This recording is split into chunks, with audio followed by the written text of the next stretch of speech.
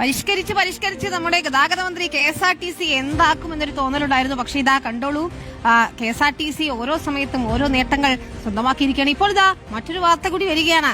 നടൻ മോഹൻലാലിനെ KSRTCയുടെ goodwill ambassador ആക്കിയിരിക്കുന്നു. പ്രതിഫലം വാങ്ങാതെ പ്രവർത്തിക്കുമെന്ന് മോഹൻലാൽ അറിയിച്ചതായി മന്ത്രി KB ഗണേഷ് കുമാർ തന്നെ പറയുകയാണ്.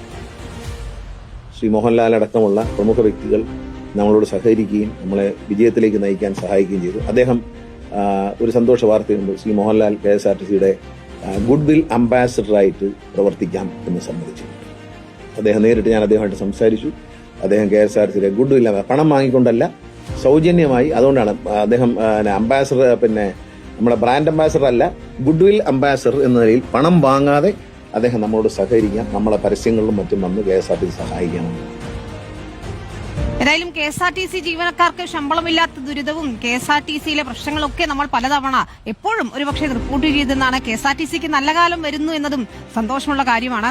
മറ്റൊരു കാര്യം കൂടിയുണ്ട് കേട്ടോ, നമ്മൾ KSRTCയുമായി ബന്ധപ്പെട്ട എന്തെങ്കിലും പ്രശ്നങ്ങൾ ചൂണ്ടിക്കാണിച്ചാൽ, അതുമായി ബന്ധപ്പെട്ട ഏതെങ്കിലും വിഷയങ്ങൾ വാർത്തയാക്കിയാലൊക്കെ നമ്മുടെ ഗതാഗത മന്ത്രി പെട്ടെന്ന് തന്നെ അതിൽ ഇടപെടുകയും ചെയ്തിട്ടുണ്ട്. ഏതായാലും അദ്ദേഹത്തിന്റെ ഉദ്യമങ്ങളൊക്കെ തന്നെയും ഫലം കാണട്ടെ എന്നാണ് ആശംസിക്കാൻ.